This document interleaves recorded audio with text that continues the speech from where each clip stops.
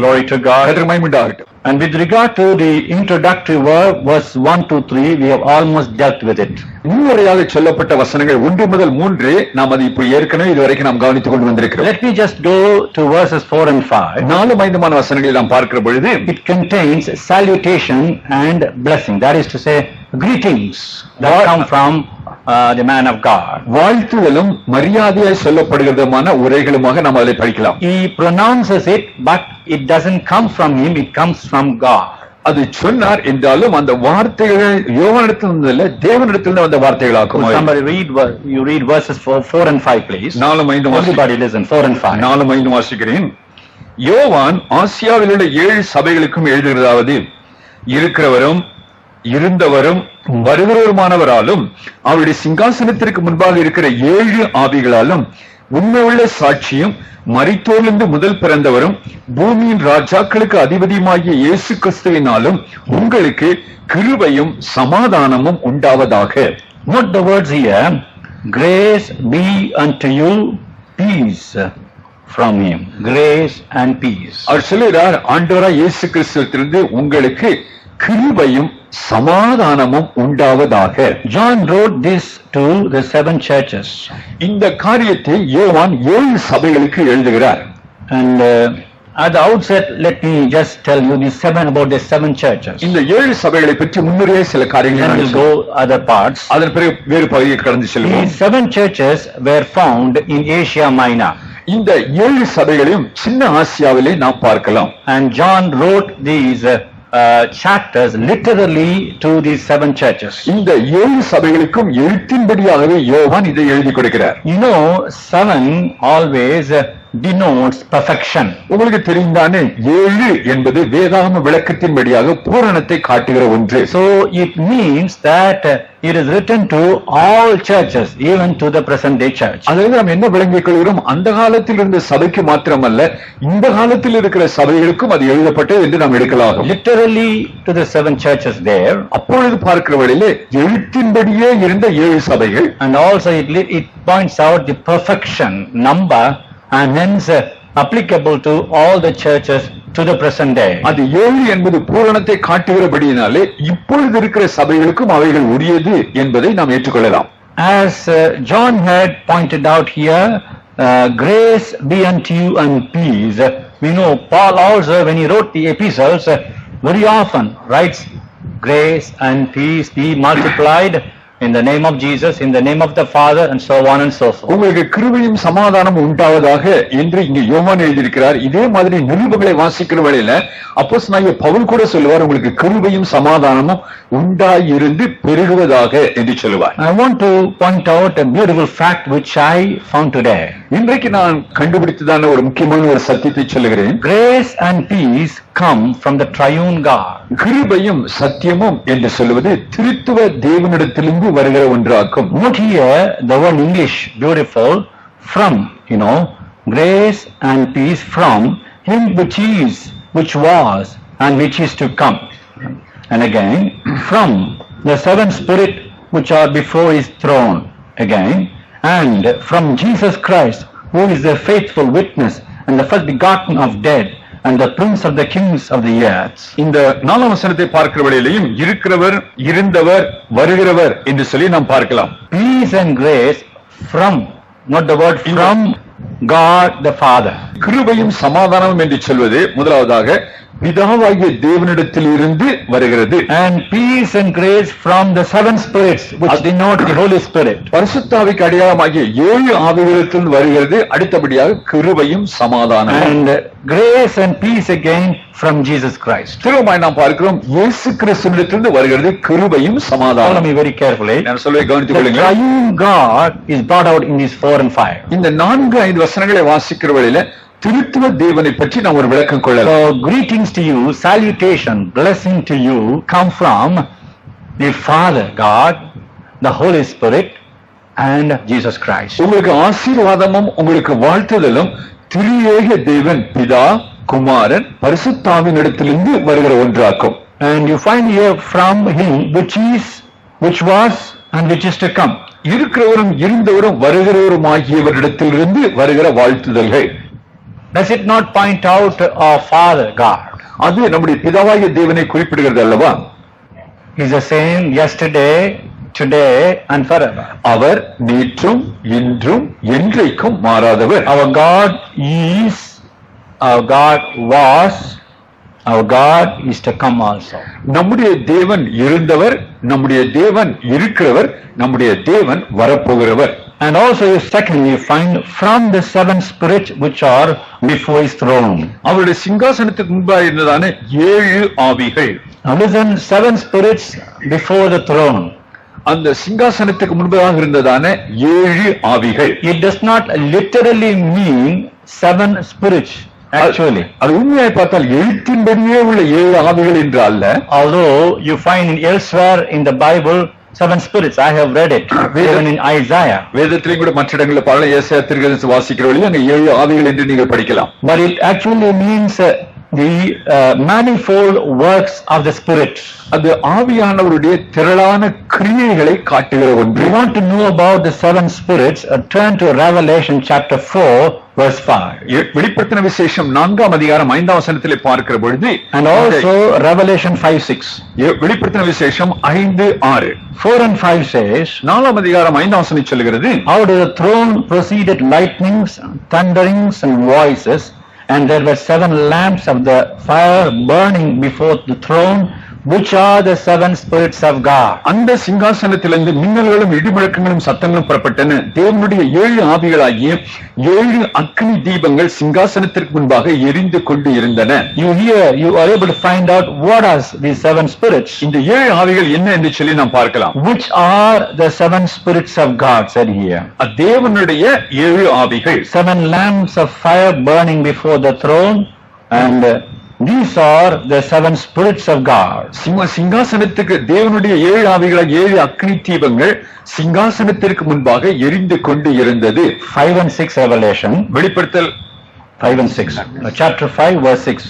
5ஆம் அதிகாரம் 6ஆம் வசனம். And I beheld, and lo, in the midst of the throne and of the 4 beasts, and in the midst of the elders stood a lamb, as it had been slain, having 7 horns and 7 eyes, which are the 7 spirits of God, sent forth into all the earth. அப்பொழுது இதோ அடிக்கப்பட்ட வண்ணமாய் இருக்கிற ஒரு ஆட்டுக்குட்டி சிங்காசனத்துக்கு முன்பாக 4 ஜீவன்களுக்கும் மூப்பர்களுக்கும் மத்தியில் நிற்க கண்டேன். அது 7 கொம்புகளையும் 7 கண்களையும் உடையதாய் இருந்தது. அந்த கண்கள் பூமி எங்கும் அனுப்பப்படுகிற தேவனுடைய 7 ஆவிகளாம். What I want to say is, it does not refer to the actual 7 spirits which you find in the book of Isaiah. ஏசாயா தீர்க்க தரிசனத்திலே காணப்படுகிற 7 ஆவிகளை பற்றி சொல்கிறது அல்ல இது. It only means the manifold works of the Holy Spirit. இது பரிசுத்த ஆவியானவருடைய வித்தியாசப்பட்ட கிரியைகளை காட்டுகிற ஒன்றாகும். You find here horns and 7 eyes also. 6th verse of chapter 5. 5ஆம் அதிகாரம் 6ஆம் வசனத்திலே பார்க்கிற வேளையில 7 கொம்புகள் என்றும் 7 கண்கள் என்றும் நாம் பார்க்கலாம்.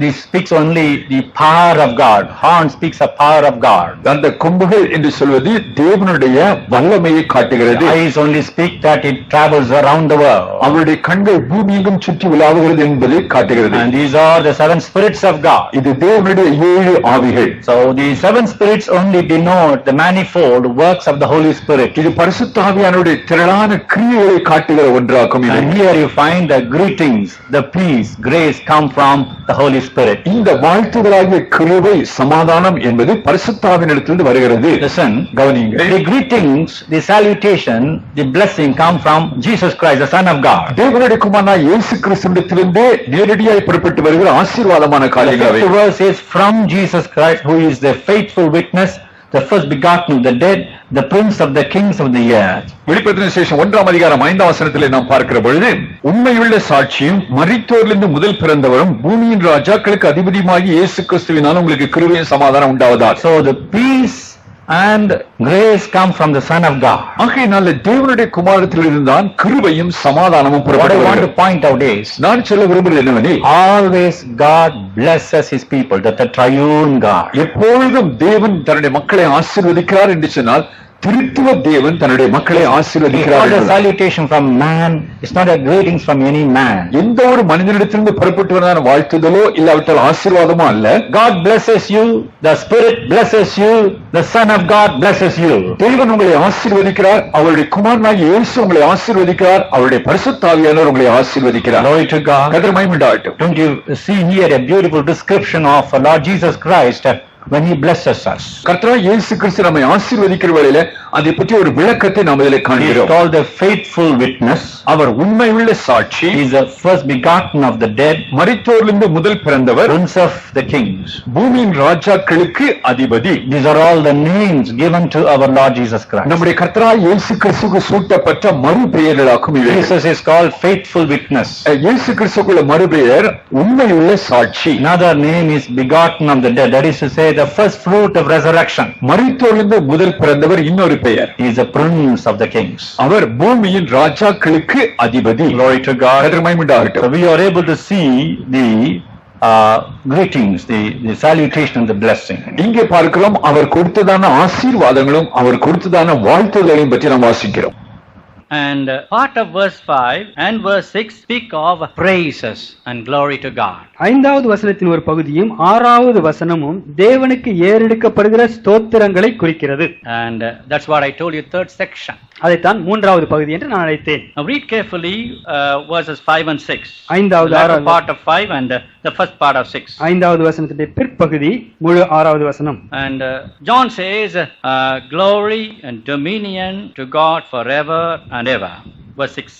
ஆறாவது வசனம், நம்முடைய பிதாவாகிய தேவனுக்கு முன்பாக நம்மை ராஜாக்களும் ஆசாரியர்களுமாக்கி அவருக்கு மகிமையும் வல்லமையும் என்றென்றைக்கும் உண்டாயிருப்பதாக. After pronouncing the blessing upon the readers of the book, John says, God is worthy of our praises. இந்த தீர்க்கதரிசன வசனங்களை படிப்பவர்களுக்கு சொல்ல வேண்டிய ஆசீர்வாதங்களை சொன்ன பிறகு நம்முடைய தேவன் அவருடைய மகிமையும் வல்லமையும் என்றென்றைக்கும் உண்டாயிருப்பதாக என்று ஸ்தோத்திரமான ஒரு ஜெபத்தை ஏறெடுக்கிறார். He says, glory, honor, majesty, dominion is unto God forever and ever. Hallelujah. ஹல்லேலூயா. நம்முடைய தேவனுக்கே மகிமையும் வல்லமையும் என்றென்றைக்கும் உண்டாயிருப்பதாக என்று எழுதியிருக்கிறார். If you read these two verses very carefully again, இந்த இரண்டு வசனங்களையும் மீண்டுமாக கவனமாய் படிக்கும் பொழுது we can praise God for two reasons. நாம் தேவனை ரெண்டு காரியங்களுக்காக ஸ்தோத்தரிக்கலாம். That is mentioned here. அவைகள் இங்கே எழுதப்பட்டிருக்கின்றன. One is for the past experience, the other is for the present and the future. ஒன்று கடந்த காலத்திலே நமக்கும் அவருக்கும் இடையே உள்ள அனுபவம், அடுத்தது நிகழ்காலத்திலும் வருங்காலத்திலும் நமக்கு அவரோடு இருக்கக்கூடிய உறவு. Glory and dominion is unto God forever because He loved us and washed us from our sins in His own blood. அவருக்கு மகிமையும் வல்லமையும் என்றென்றைக்கும் உண்டாயிருக்க வேண்டும். ஏனென்றால் அவர் நம்மிடத்திலே அன்பு கூர்ந்து தமது இரத்தத்தினால் நம்முடைய பாவங்களை நம்மை கழுவினார். That is past experience. அது கடந்த கால அனுபவத்தை I காட்டுகிறது. think every one of us has got this experience, isn't it? உண்மையாகவே நாம் ஒவ்வொருவருக்கும் இந்த அனுபவம் உண்டுதானே? He loved us. அவர் நம்மிலே அன்பு கூர்ந்தார். He washed us from our sins நம்முடைய by His பாவங்கள் own blood. தம்முடைய சொந்த இரத்தத்தினால் நம்மை நம்முடைய பாவங்களிலிருந்து அவர் சுத்தமாய் கழுவினார். All believers have this experience. எல்லா விசுவாசிகளுக்கும் இந்த அனுபவம் உண்டு. That's a past அது experience. கடந்த கால அனுபவம். So praise and glory are due to God forever because of this past experience. தேவனுக்கே ஸ்தோத்திரமும் மகிமையும் வல்லமையும் உரியது. ஏனென்றால் இந்த கடந்த கால ரட்சிப்பின் அனுபவத்தினால். And also praises to God because of the present and the future experiences. நிகழ்காலத்திலும் வருங்காலத்திலும் இருக்கக்கூடிய அனுபவம் உறவுகளினால் தேவனுக்கே ஸ்தோத்திரங்கள் ஏறெடுக்கப்பட Here வேண்டும். He hath made us kings and priests unto God and His Father. தம்முடைய பிதாவாகிய தேவனுக்கு முன்பாக நம்மை ராஜாக்களும் ஆசாரியர்களும் ஆக்கின என்று பார்க்கிறோம். So He made us means in the present, and kings and priests refer to the future also. நம்மை ஆசாரியர்களும் ராஜாக்களும் ஆக்கினவர் என்று நாம் பார்க்கும்போது அது நிகழ்காலத்தையும் எதிர்காலத்தையும் காட்டுகிறது. All the present experience will be fully realized or materialized in the future only. தற்காலத்திலே நமக்கு இருக்கக்கூடிய எல்லா அனுபவங்களுடைய நிறைவுமே எதிர்காலத்திலே தான் இருக்கிறது. Although Bible says He has made us kings, really we become kings when we rule along with the Lord Jesus Christ, isn't it? வேதத்திலே நாம் ராஜாக்கள் என்று எழுதப்பட்டிருந்தாலும் உண்மையாகவே ராஜாக்களாய் ஆளுகின்ற ஒரு அனுபவம் அது எதிர்காலத்திலே நாம் அவரோடு கூட இருக்கும் பொழுதுதான் வருகிறது. Glory to God. தேவனுக்கு மகிமை உண்டாவதாக. So these verses contain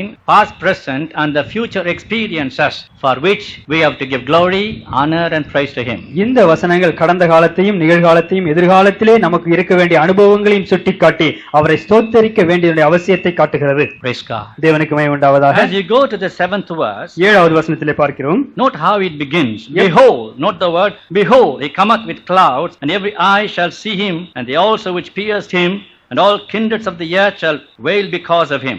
7வது வசனம் இப்படி ஆரம்பிக்கிறது.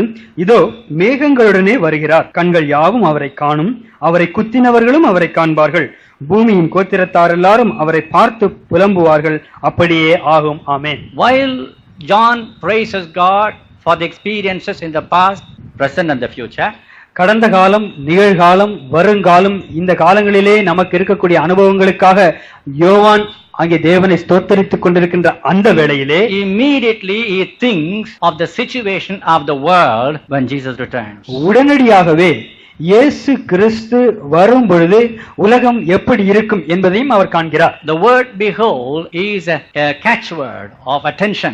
இதோ என்று சொல்வது அங்கே கவனத்தை ஈர்க்கக்கூடிய ஒரு வசனமாய் இருக்கிறது. Behold, he cometh with clouds, with also and with every eye shall see him, the Bible says. இதோ மேகங்களுடனே வருகிறார், கண்கள் யாவும் அவரை காணும். Is a word of warning and a caution also.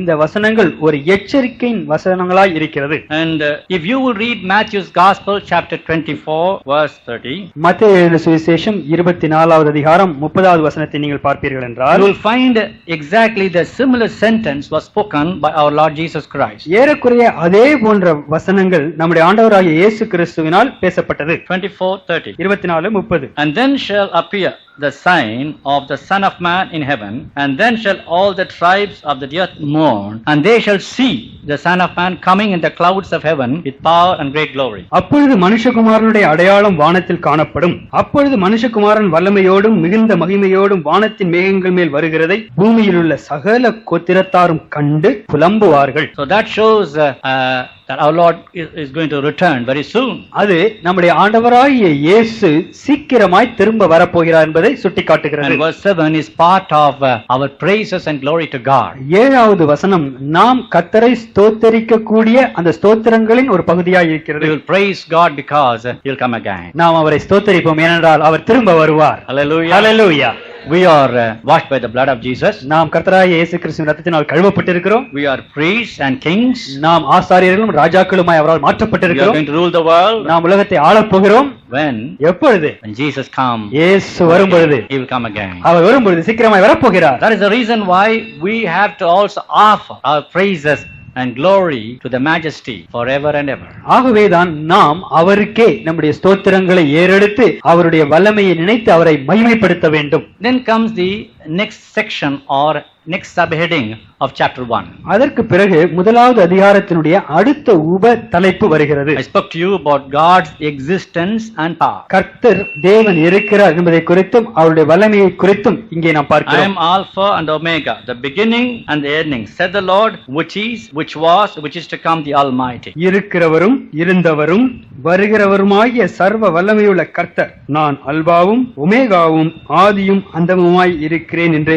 It appears God himself introduces his own might and power. நாம் இந்த வசனத்தை பார்க்கும் பொழுது தேவனே தானே தம்மை அறிமுகப்படுத்துவது போல் இருக்கிறது. He is the Alpha and Omega, beginning and ending. அவரே அல்பாவும் ஒமேகாவும் ஆரம்பமும் அந்தியுமாய் இருக்கிறார். When we read here is, which was and which is to come, it points out our Lord is the same yesterday, today and forever. இருக்கிறவரும் இருந்தவரும் வருகிறவருமாய் இருக்கிற சர்வவல்லமையுள்ள கர்த்தர் என்று பார்க்கும்போது எதை காட்டுகிறது?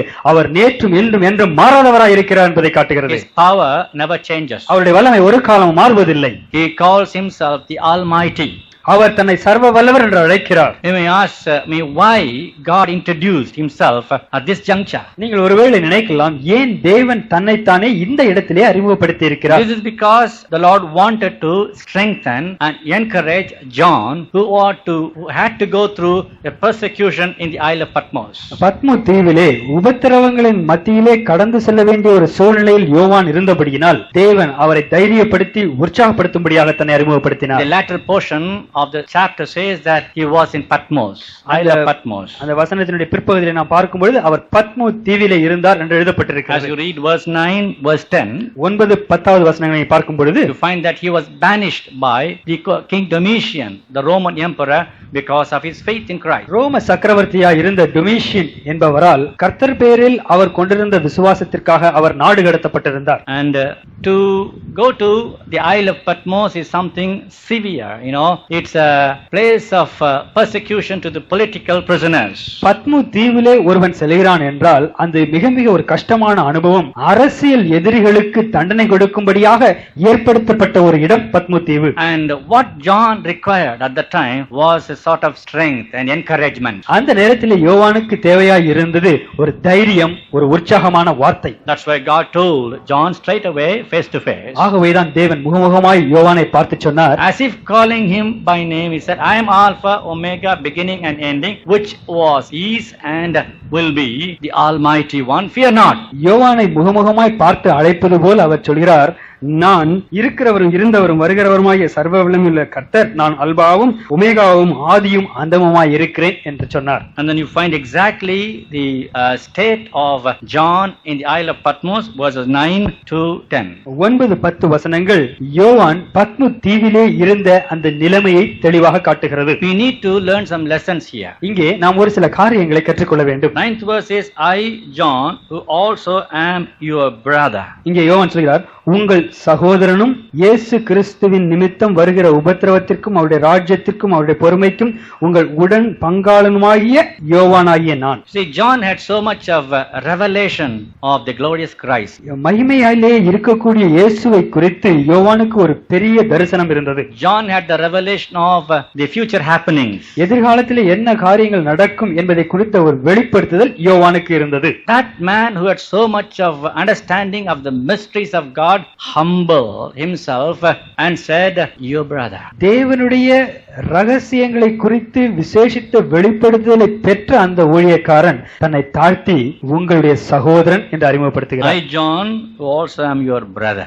உங்கள் சகோதரனாகிய யோவான் என்று அவர் தன்னை அறிமுகப்படுத்துகிறார். Does it not point out his humility? அது அவருடைய தாழ்மையை வெளிப்படுத்தவில்லையா? Here is a lesson for us. இது நமக்கு ஒரு பாடம். As you study the book of Revelation, we shall also learn some good thoughts for our practical Christian life. வெளிப்படுத்தின விசேஷத்தை வேத பாடமாக நாம் படிக்கிற அதே நேரத்திலே நடைமுறை வாழ்க்கையிலே நாம் கற்றுக்கொள்ள வேண்டிய ஒரு சில சிந்தனைகளையும் பார்ப்போம். If some of us were in the place of John with so much of revelations and prophetical utterances, visions, we will not so easily humble ourselves. நம்மிலே ஒரு சிலர் ஒருவேளை யோவானை போல் இவ்வளவு தேவனுடைய ரகசியங்களை பற்றி வெளிப்படுத்தலும் எதிர்கால தீர்க்க தரிசனங்களையும் பெற்றிருப்போமானால் யோவான் தன்னை தாழ்த்தியது போல தாழ்த்தி இருக்க மாட்டோம். Your brother. உங்கள் சகோதரனாகிய யோவான். Are we willing to humble ourselves and identify ourselves with others as a brother? மற்றவர்களோடு நம்மை இணைத்து அவர்களுடைய சகோதரன் என்று நாம் சொல்லக்கூடிய அளவுக்கு நம்மை தாழ்த்த நாம் ஆயத்தமா? Here is a man who underwent tremendous persecution and with all patience. மிகுந்த உபத்திரவத்திலே எல்லா பொறுமையோடு கடந்து சென்ற ஒரு மனிதர். Note here the word companion in tribulation and in the kingdom and patience of Jesus Christ was in the Isle of Patmos. இயேசு கிறிஸ்துவின் நிமித்தம் வருகிற உபத்திரவத்திற்கும் அவருடைய ராஜ்யத்திற்கும் அவருடைய பொறுமைக்கும் உங்கள் உடன் பங்காளனாய் இருக்கிற யோவான். This tribulation is not the one which shall come to pass hereafter. இன்னும் எதிர்காலத்திலே வரப்போகிற அந்த உபத்திரவம் அல்ல. This tribulation is John's alone in the Isle of Patmos. இது பத்மு தீவிலே யோவான் அனுபவித்த உபத்திரவங்கள். And for which he needed patience. அதற்கு அவருக்கு பொறுமை தேவைப்பட்டது. Children of God. தேவனுடைய பிள்ளைகளே, When God takes us through persecution, we need to be patient always in our reactions. தேவன் நம்மை உபத்திரவங்களின் ஊடே அழைத்துச் செல்லும் பொழுது நம்முடைய பிரதிபலிப்புகளே நாம் மிக மிக பொறுமையாய் இருக்க வேண்டும். Many people murmur when they go through persecution. உபத்திரவங்களின் ஊடாய் செல்லும் பொழுது அநேகர் முறுமுறுக்கிறார்கள். They complain against God. They complain against man. அவர்கள் தேவனுக்கு எதிராகவும் மனுஷனுக்கு எதிராகவும் குறை கூறுகிறார்கள். We read in Acts. முன்பாக நாம் உபத்திரவங்களின் ஊடாக கடந்து செல்ல வேண்டும். Think about state of John the Apostle in the Isle of Patmos. அப்போஸ்தலனாகிய யோவான் பத்மு தீவிலே இருந்த அந்த நிலையை சற்று யோசித்து பாருங்கள். It is actually a place of imprisonment for him. அது உண்மையாகவே அவர் சிறை வைக்கப்பட்ட ஒரு இடம். He cannot go out. He cannot have wanderings there. இங்கும் அங்குமாக அவர் தன்னுடைய இஷ்டத்தின்படி எங்கும் செல்ல முடியாது. When the doors were shut to him, listen, the door of heaven was open to him. உலகத்திலே அவர் இருந்த இடத்திலே கதவுகள் மூடப்பட்டிருந்தாலும் பரலோகத்தின் கதவுகள் அவருக்கு திறந்திருந்தன. This is a thought for you. இது உங்களுக்கு ஒரு முக்கிய கருத்து. People may sometimes throw you in a place where all the doors are shut. சில நேரங்களிலே மக்கள் உங்களை ஒரு இடத்திற்கே தள்ளிவிட்ட பொழுது உங்களை சுற்றி எல்லா கதவுகளும் மூடியிருக்கலாம். They cannot close the door of heaven through which you can have revelation and the visions of God. ஆனால் அவர்கள் பரலோகத்தின் கதவை ஒரு காலமும் மூட முடியாது. அந்த கதவின் வழியாக நீங்கள் தரிசனத்தையும் சொப்பனத்தையும் காணலாம். God of John is our God. யோவானுடைய தேவன் நம்முடைய தேவன். Hallelujah. Hallelujah. Even through you study the book of Revelation, stir up your mind and learn beautiful spiritual lessons. வேத பாடமாக இதை நாம் படிக்கிற இதே நேரத்திலே உங்களுடைய ஆவிக்குரிய விசுவாசத்தை நீங்கள் உற்சாகப்படுத்தி அநேக பாடங்களை அனுபவமாக்கிக் கொள்ளலாம். This torments in the Isle of Patmos did not prevent him to be filled with the Spirit of God. பத்மு தீவிலே இருந்த உபத்திரவமான காரியங்கள் அவர் ஆவிக்குள்ளாகிற அனுபவத்தை தவிர்க்கவில்லை. I was in the Spirit on the Lord's day. நாம் இங்கே பார்க்கிறோம், கர்த்தருடைய நாளிலே ஆவிக்குள்ளானேன். No, sometimes even very little persecutions will alter us so much that we lose the fullness of the Holy Spirit. சில நேரங்களிலே சிறிய காரியங்கள் கூட நம்மை அசைத்து விடுகிறது.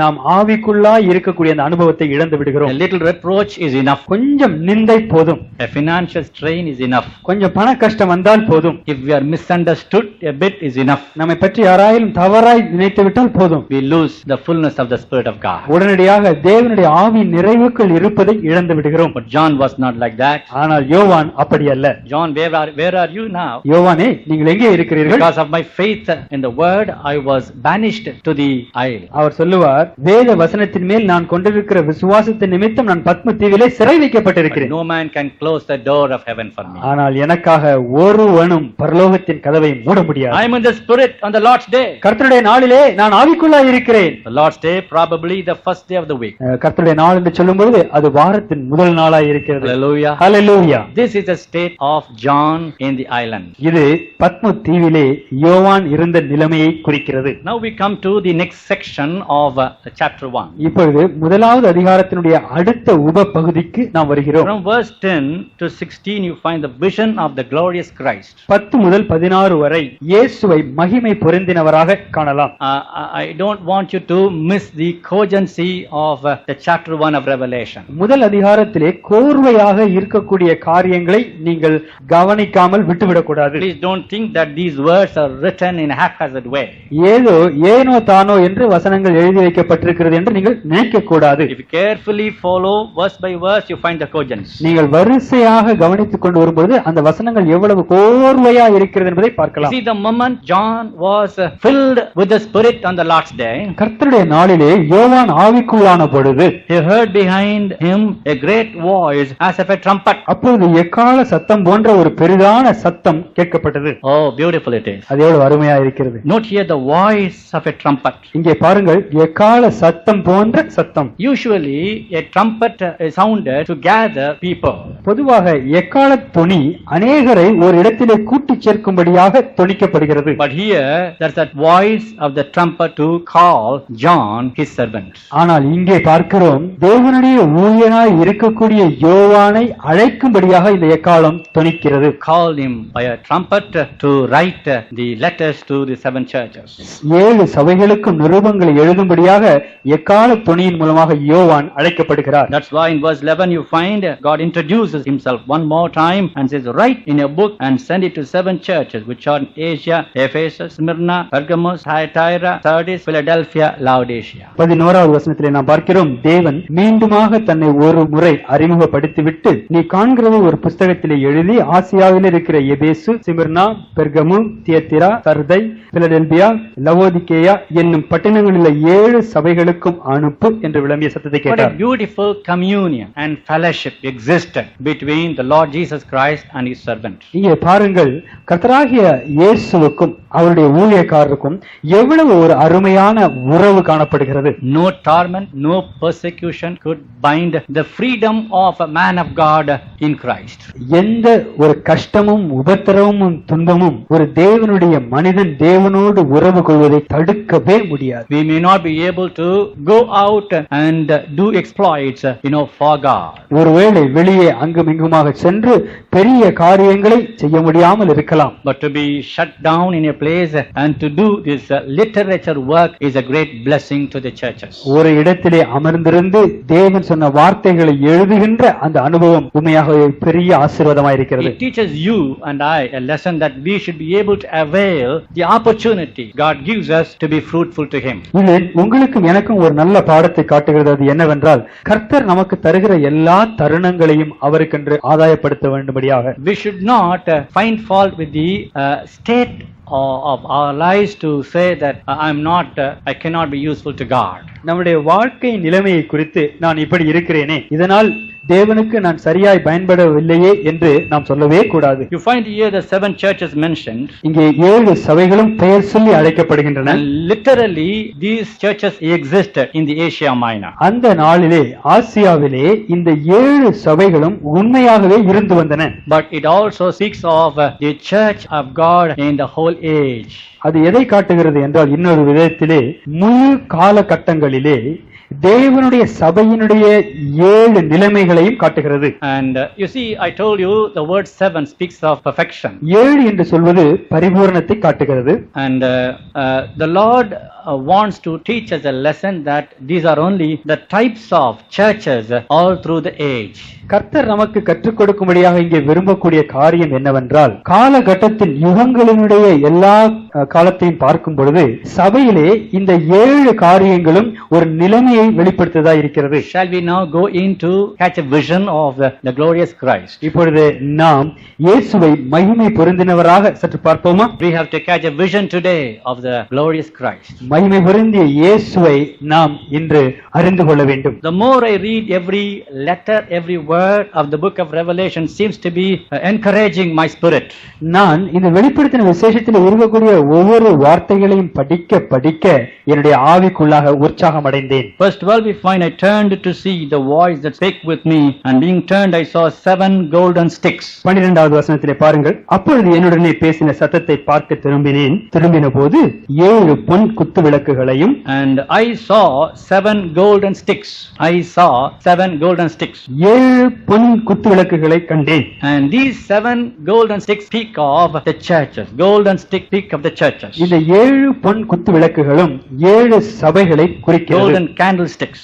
7 குத்து விளக்குகள். And if you read verse 20 you will know that. 20வது வசனத்தை பார்க்கும்போது அதனுடைய வியாக்கியானம் அங்கே இருக்கிறது. The mystery of the 7 stars which thou sawest in my right hand, and the 7 golden candlesticks. The 7 stars are the angels of the 7 churches, and the 7 candlesticks which thou sawest are even the 7 churches. முதலாவது அதிகாரம் 20வது வசனம், நீ என் வலதுகரத்தில் நீ கண்ட 7 நட்சத்திரங்களின் ரகசியத்தையும் 7 பொன் குத்து விளக்குகளின் ரகசியத்தையும் எழுது. அந்த 7 நட்சத்திரங்களும் 7 சபைகளின் தூதர்களாம், நீ கண்ட 7 குத்து விளக்குகளும் 7 சபைகளாம். In God's view, the churches should be exactly like golden candlesticks. தேவனுடைய பார்வையிலே சபைகள் பொன் குத்து விளக்குகளாய் இருக்க வேண்டும். It speaks of our spiritual reality. அது ஆவிக்குரிய நம்முடைய வாழ்க்கையின் நடைமுறையிலே நாம் கொண்டிருக்க வேண்டிய அனுபவத்தை காட்டுகிறது. God has kept the churches in this dark world to illuminate them. அந்தகாரம் நிறைந்த இந்த உலகத்திலே தேவன் சபையை வைத்திருப்பதின் நோக்கமே பிரகாசத்தை தரும்படியாக. That's a point to be noted. அதை நாம் அறிந்து கொள்ள வேண்டும். When I say church, don't think of a building. நான் சபை என்று சொல்லும் பொழுது ஏதோ ஒரு கட்டிடத்தை நீங்கள் நினைக்க கூடாது. We are all a church, நாம் எல்லாரும் சபையாய் இருக்கிறோம். members of the church. அந்த சபையினுடைய அங்கத்தினர்களாய் இருக்கிறோம். This is a golden candlestick in the sight of God. தேவனுடைய பார்வையிலே நாம் ஒரு பொன் குத்துவிளக்கு. God has kept us in this world to illuminate the dark world. இந்த அந்தகாரம் நிறைந்த உலகத்திலே வெளிச்சத்தை தரும்படியாக தேவன் நம்மை வைத்திருக்கிறார். And the church or the candlestick, golden candlestick, cannot be shining in the world except there is oil in it. சபையாய் இருக்கக்கூடிய இந்த பொன் குத்துவிளக்குகளாய் இருக்கக்கூடிய இந்த சபை தொடர்ந்து எரிந்து கொண்டிருக்க வேண்டும் என்றால் அதிலே எண்ணெய் தேவை. Is it not a fact that we should be also possessing the oil of the Holy Spirit to shine in this dark world? இந்த அந்தகார உலகத்திலே நாம் பிரகாசிக்க வேண்டுமானால் எண்ணெயாய் இருக்கக்கூடிய பரிசுத்த ஆவியானுடைய அபிஷேகம் நமக்கு எவ்வளவு அவசியமாய் இருக்கிறது. Check up your life right now 1 minute. இப்பொழுது சற்று உங்களுடைய வாழ்க்கையை தற்பரிசோதனை செய்து God பாருங்கள். has brought you into the church. தேவன் உங்களை இந்த சபைக்குள்ளாய் கொண்டு வந்திருக்கிறார். The whole church is a golden candlestick. இந்த முழு சபையும் ஒரு பொன் குத்துவிளக்காய் Are இருக்கிறது. we shining in the world?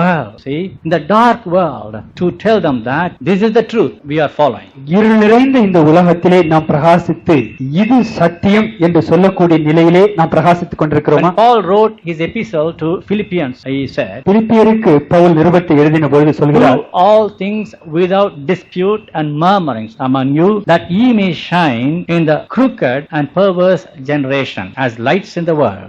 இந்த மாறுபாடான உலகத்திலே தர்க்கம் இல்லாமலும் முறுமுறுப்பு இல்லாமலும் பிரகாசிக்கிற விளக்குகளாய் நீங்கள் இருங்கள் என்று சொல்கிறார். So he only appreciated the Philippian believers, அவர் பிலிப்பிய சபையிலே இருந்த விசுவாசிகளை அவர் மிக மிக மெச்சிக்கொள்கிறார். among whom ye did shine as the lights of the world. அவர்களுக்கு மத்தியிலே நீங்கள் ஒளிகளாய் பிரகாசித்தீர்களே என்று சொல்கிறார். Are you full of the Holy Spirit, brother, sister? சகோதரனே சகோதரியே, நீங்கள் ஆவியானவரால் நிறைந்து இருக்கிறீர்களா? You might say that you have received the Holy Spirit with an evidence of tongues. நீங்கள் சொல்லலாம், ஒருவேளை நான் பரிசுத்த ஆவியினுடைய அபிஷேகத்தை பெற்றிருக்கிறேன், அந்நிய பாஷையிலும் பேசுகிறேன் But என்று. are you full of the Holy Spirit with the oil of the Spirit today? ஆனால் இன்று நீங்கள் ஆவியானவருடைய அபிஷேகத்திற்குள் நிறைந்து இருக்கிறீர்களா? Note here verse 13. 13வது வசனத்தை And in பாருங்கள். the midst of the 7 candlesticks, one like unto the Son of Man, clothed with a garment down to the foot, and girt about with paps with golden girdle. அந்த 7 குத்து விளக்குகளின் மத்தியிலே நிலையங்கி தரித்து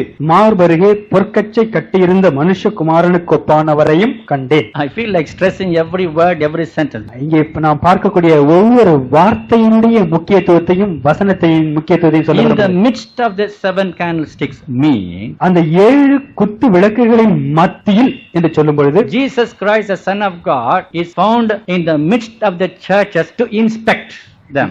தேவகுமாரனாகிய இயேசு கிறிஸ்து சபைகளின் மத்தியிலே நின்று அவைகளை நன்றாய் ஆய்ந்தறியும்படியாக இருக்கிறார். In the midst of the church, he is desiring to inspect everyone's life. அந்த சபையினுடைய மத்தியிலே நின்று ஒவ்வொருடைய வாழ்க்கையின் நிலைமையை நன்றாய் ஆராய்ந்தறிய விரும்புகிறார். Our secrets are open to his light. நம்முடைய ரகசியங்கள் என்று நாம் நினைக்கிற காரியங்கள் அவருடைய வெளிச்சத்திலே திறந்து இருக்கின்றன. So there cannot be a secret sin in the life of a believer. ஒரு விசுவாசியுடைய வாழ்க்கையிலே ரகசிய பாவம் என்று ஒன்று இல்லவே இல்லை.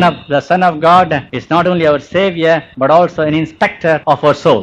தேவனுடைய குமாரனாகிய இயேசு கிறிஸ்து நம்முடைய இரட்சகர் மட்டுமல்ல, நம்முடைய ஆத்துமாவை கண்காணிக்கிற ஒருவராய் இருக்கிறார். Note here the verse says, "One like unto the Son of Man." இங்கே பாருங்கள், மனுஷகுமாரனுக்கு ஒப்பானவரை கண்டேன். It doesn't say one the Son of Man, but it says like unto the Son of Man. மனுஷகுமாரன் என்று உறுதியாய் சொல்லாமல் மனுஷகுமாரனுக்கு ஒப்பானவரை கண்டேன் என்று It எழுதப்பட்டிருக்கிறது. means that he is somewhat different from the Son of Man who was on this earth. அது எதை காட்டுகிறது?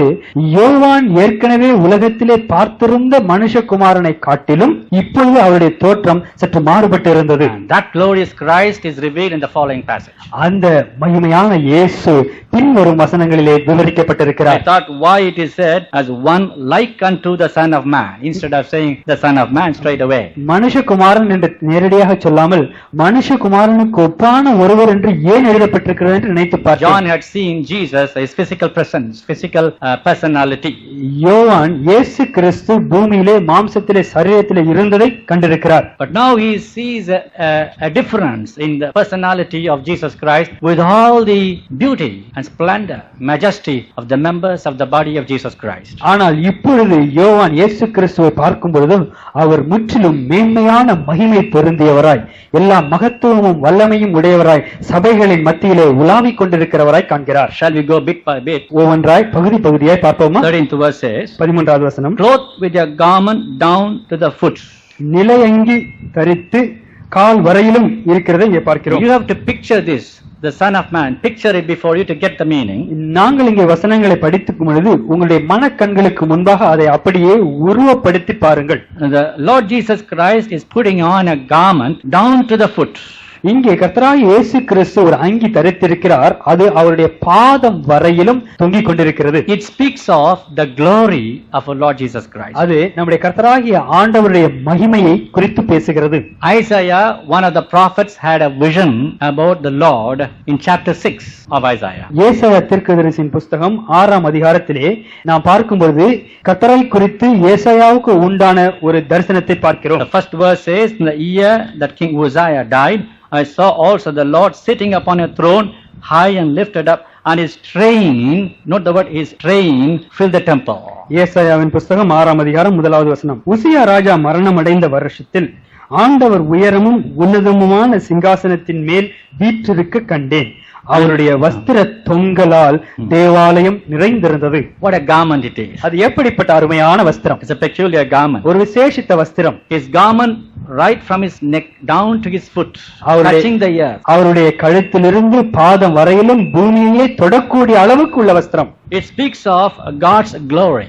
அது தேவனுடைய மகிமையை குறித்து The பேசுகிறது. glory, chapter 6 of Isaiah speaks of the glory of Jesus Christ before his incarnation. இயேசு கிறிஸ்து மானிட உருவிலே அவதரிப்பதற்கு முன்பாக இருந்த அந்த நிலைமையை இங்கே ஏசாயா புஸ்தகத்திலே நாம் பார்க்கிறோம். And that same glory is restored to the Lord Jesus Christ after his resurrection. இயேசு கிறிஸ்து உயிர்த்தெழுந்த பிறகு உன்னதத்திலே பரமேறின பிறகு அதே மகிமையோடு இங்கே அவரை காண்கிறோம். So the garment speaks of glory. அந்த வஸ்திரம் மகிமையை குறிக்கிறது. And not only glory, I should say that it speaks of the priesthood, and the Lord Jesus Christ is a high priest. அந்த வஸ்திரம் மகிமையை மட்டுமல்ல, அது ஆசாரிய ஊழியத்தையும், அவர் ஆசாரியராய் நமக்காக ஊழியம் செய்கிறார் என்பதையும் காட்டுகிறது. When we refer to Leviticus, Numbers, and the 5 books of Moses, the Old Testament, மோசே எழுதின 5 புஸ்தகங்களை நாம் பார்க்கும்பொழுது, லேவியாரம் போன்ற புஸ்தகங்களை பார்க்கும்பொழுது, you find the garment given to the priest. ஆசாரியர்களுக்கு, லேவியர்களுக்கு கொடுக்கப்பட்ட அந்த வஸ்திரத்தை குறித்து நாம் பார்க்கிறோம். A high priest is expected to wear his garment to the foot almost. பிரதான ஆசாரியன் தன்னுடைய பாதம் வரையிலும் பாதத்தின் அளவுக்கு ஏறக்குறைய அவன் வஸ்திரத்தை தைக்க வேண்டும். Our Lord Jesus Christ is also our high priest. நம்முடைய ஆண்டவராய் இயேசு கிறிஸ்து நமக்கு ஒரு பிரதான ஆசாரியராய் இருக்கிறார். Hebrews chapter 8 verse 1 says that he is our high priest. எபிரேயருக்கு நிருபம் 8ஆம் அதிகாரம் 1வது வசனம் சொல்கிறது, அவர் நமக்கு பிரதான ஆசாரியராய் இருக்கிறார். Glory to God. தேவனுக்கு மகிமை உண்டாவதாக. A note here and girt about with perhaps with a golden girdle. 13th verse, last portion.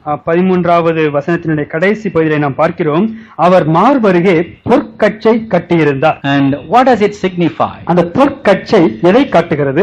The whole portion. அந்த முழு Girt வசனம் about with perhaps with a golden girt. அந்த 7 குத்துவிளக்குகள் மத்தியிலே நிலையங்கி தரித்து மார்பருகே பொற்கச்சை கட்டியிருந்த மனுஷகுமாரனுக்கு ஒப்பானவரையும் கண்டேன். And that girdle speaks of his faithfulness and also righteousness. அந்த பொற்கச்சை என்பது அவருடைய உண்மையையும் அவருடைய நீதியையும் குறிக்கிறது. Turn to Isaiah chapter 11 verse 5. ஏசாயாவின் புஸ்தகம் 11வது அதிகாரம் 5வது வசனம், And righteousness shall be the girdle of his loins, and faithfulness the girdle of his reins. நீதி அவருக்கு அரைக்கட்டும், சத்தியம் அவருக்கு இடைக்கச்சையுமாய் இருக்கும். Just compare this, you will understand. Righteousness shall be the girdle of his loins, and faithfulness also girdle. நீதி அவருக்கு அரைக்கட்டும், சத்தியம் அவருக்கு இடைக்கச்சையுமாய் இருக்கும். 2 வசனங்களையும் சற்று ஒத்து பாருங்கள். As John was beholding the glorious Christ, யோவான் மகிமையான இயேசுவை பார்த்து கொண்டிருக்கிறதை போல he saw the glory our of the Son of Man, அவர் மனுஷகுமாரனுடைய மகிமையை பார்த்தார். and he sees him as a high priest also.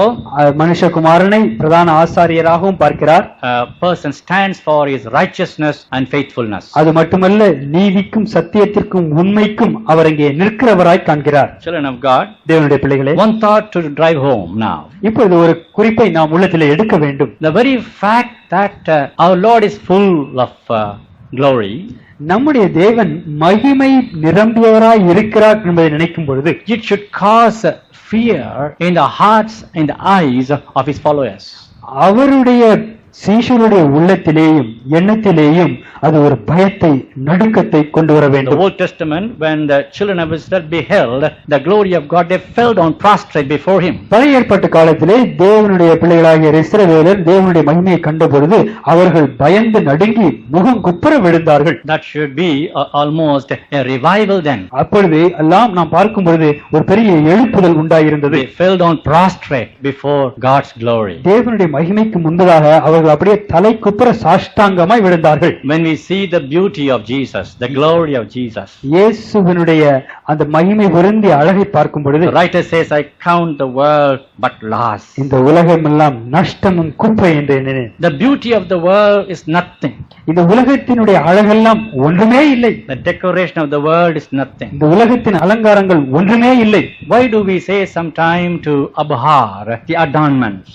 ஏன் சில நேரங்களிலே நாங்கள் அலங்கரிப்புகளை வெறுத்து விடுங்கள் என்று சொல்கிறோம்? This is because still we are not fully swallowed up by the beauty of the glory of the Lord Jesus Christ. ஏனென்றால் இன்னும் நம்முடைய உள்ளம் இயேசுவினுடைய மகிமை பொருந்தின அழகால் கொள்ளையிடப்படவில்லை. If people just cling on to the fashions of the world, the decorations of the world, ஒருவேளை மக்கள் உலகத்தினுடைய இந்த நாகரிகங்களினால் கவரப்பட்டு இருப்பார்கள் என்றால் they are not thoroughly changed by the glory of God. அது எதை காட்டுகிறது? தேவனுடைய மகிமையினால் அவருடைய வாழ்க்கை இன்னும் முற்றிலுமாய் மாற்றப்படவில்லை என்பதை காட்டுகிறது. Maybe submit always to his will to have a glorious vision of Jesus. இயேசு கிறிஸ்துவின் மகிமை பொருந்திய தரிசனத்தை நாம் பெற்றுக்கொள்ளும்படியாக அவருடைய சித்தத்திற்கு நம்மை ஒப்புக் கொடுப்போமா? Verse 14 speaks of his head and hair. 14வது வசனம் அவருடைய தலையை பற்றியும் தலைமுடியை பற்றியும் நாம் பார்க்கிறோம். His head and his hairs were white like wool, as white as snow. அவருடைய சிரசும் மயிரும் வெண் பஞ்சை போலவும் உறைந்த மழையை போலவும் வெண்மையாய் இருந்தது. Of course, it also speaks about glory. All the members of the body of Jesus Christ relate to his majesty, his power, his glory, and judgment. இயேசு கிறிஸ்துவினுடைய எல்லா அங்கங்களும் இயேசுவினுடைய மகிமையையும் மகத்துவத்தையும் வல்லமையையும் நியாய தீர்ப்பையும் குறித்து காட்டுகிறது. Finally, it ends to point out that he is a great judge. முடிவாக இவைகள் எல்லாம் அவர் ஒரு பெரிய நியாயாதிபதி என்பதை சுட்டி காட்டுகிறது. Find here his head and his hairs were white like wool, as white as snow. இங்கே நாம் பார்க்கிறோம் அவருடைய சிரசும் மயிரும் வெண் பஞ்சை போலவும் உறைந்த மழையை போலவும் வெண்மையாய் இருந்தது. Daniel chapter 7 verses 9 to 13. தானியேலின் புஸ்தகம் 7ஆம் அதிகாரம் 9 முதல் 13 வரையில் படித்து And பாருங்கள். there we find a person ancient of the days. அங்கே நீண்ட ஆயுஸ் உள்ள ஒருவர் வீற்றிருந்தார் என்று In எழுதப்பட்டிருக்கிறது. English language it says ancient of the days. ஆங்கில வேதாமத்திலே முற்காலத்திலே இருந்தவர் என்று சொல்லப்படும். And his head is actually described as that of verse 14 of the chapter 1 of Revelation. தானியேலின் புஸ்தகம் 7ஆம் அதிகாரம் 9ஆம் வசனத்திலே இங்கே வெளிப்படுத்தினல் 1ஆம் அதிகாரம் 14ஆம் வசனத்திலே சொல்லப்பட்டது போலவே அவருடைய தலை வர்ணிக்கப்பட்டிருக்கிறது. Someone says the white wool corresponding to the snow is like the wig worn by the English judges. ஒரு சிலர் சொல்கிறார்கள் அந்த வெண்மையாய் வெண் பஞ்சை போல் இருக்கக்கூடிய அது நாம் பழங்காலத்திலே ஆங்கில நீதிபதிகள் தலையிலே செயற்கையா வைத்துக் கொள்ளக்கூடிய அந்த முடியை போல் இருந்தது என்று சொல்கிறார்கள். In short, குறிப்பாக சொல்வதென்றால் he stands as a judge of righteousness. அவர் நீதியாய் நியாயம் செய்கிற நியாயாதிபதியாய் இருக்கிறார். Our Lord Jesus Christ is holy, harmless and blameless and without any sin. உண்மையாகவே நம்முடைய ஆண்டவராகிய இயேசு கிறிஸ்து பரிசுத்தமானவராகவும் எந்த விதமான தீங்கு இழைக்காதவராய் நம்மை நேசிக்கிறவராய் இருக்கிறார். White like wool, as white as snow, tell about his holiness. இப்படிப்பட்ட வெண்மையை நாம் பார்க்கும் பொழுது அது பரிசுத்தத்தை காட்டுகிறது. Hebrews chapter 7 verse 26 tells of his holy life. எபிரேயருக்கு நிருபம் 7:26 அவருடைய பரிசுத்த வாழ்க்கையை குறிப்பிட்டு காட்டுகிறது. He was harmless, blameless, undefiled, separate from sinners, the Bible says. அவர் தீங்கிழைக்காதவராக குற்றம் செய்யாதவராக பாவிகளிலிருந்து பிரித்தெடுக்கப்பட்டவராக இருந்தார். Did he not say on one occasion, looking to his enemies, which of you could find sin in me?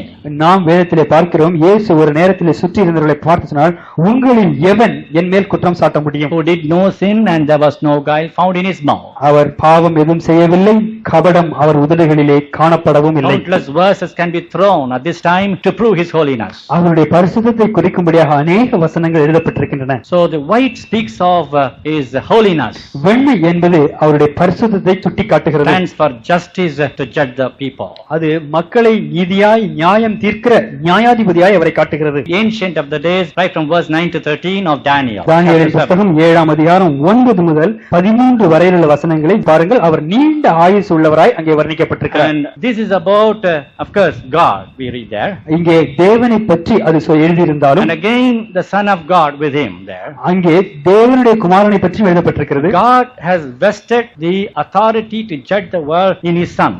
தேவன் உலகத்தை நியாயம் தீர்க்க வேண்டிய அந்த அதிகாரத்தை தம்முடைய ஒரே பேரான குமாரனுக்கு கொடுத்திருக்கிறார். The Ancient of the days speaks of his antiquity. நீண்ட ஆயுசுள்ளவர் என்பது அவருடைய துவக்கம் இல்லாத அந்த நிலைமையை காட்டுகிறது. That is to say, his wisdom and experience, venerableness of the Eternal One. அவர் நித்தியமாக தேவனாய் சர்வ ஞானம் படைத்தவராய் இருக்கிறார் என்பதை காட்டுகிறது. All that belong to God the Father belong to Jesus Christ. பிதாவாகிய தேவனுக்கு இருக்கக்கூடிய எல்லா காரியங்களும் குணாதிசயங்களும் இயேசுவுக்கு உண்டு. Glory to God. தேவனுக்கு மகிமை உண்டாவதாக. We have got this glorious Son of God with all holiness. இந்த மகிமை பொருந்திய தேவனுடைய குமாரன் எல்லா பரிசுத்தத்தோடும் நமக்காகவே இருக்கிறார். His feet, verse 14, his feet like his eyes were as a flame of fire. 14வது வசனத்திலே பின்பாகத்திலே பார்க்கிறோம், அவருடைய கண்கள் அக்கினி ஜுவாலையைப் போல் இருந்தது. Oh, what is this? அது என்ன? It is all seeing eye and all proving eye. அது எல்லாவற்றையும் பார்த்து எல்லாவற்றையும் ஆழ ஊடுருவி நிதானிக்கக்கூடிய கண்களாய் Why is இருக்கிறது. it said eyes as flaming flame of fire? இங்கே ஏன் கண்கள் அக்கினி ஜுவாலையைப் போல் இருக்கிறது என்று எழுதப்பட்டிருக்கிறது? You see, 1 Peter chapter 1 verse 7 says, 1 பேதுரு 1ஆம் அதிகாரம் 7வது வசனத்திலே நாம் பார்க்கிறோம், fire has got the aptitude to prove, to sanctify, அக்கினிக்கு எல்லா காரியங்களையும் சோதிக்கக்கூடிய தன்மை உண்டு. and to know what is good and what is right, to sanctify, எது to நல்லது, remove the filth and to sanctify. எது நல்லது கெட்டது என்று தரம் பிரித்து தீமையான மோசமான காரியங்களை நீக்கக்கூடிய தன்மை கொடுத்தது அக்கினி. The eyes of the Lord Jesus Christ are like a flame of fire. இயேசு கிறிஸ்துவினுடைய கண்கள் அக்கினி ஜுவாலைகளைப் போல் இருந்தது. At one time these eyes were filled with tears. It was little dim because of compassion for Lazarus.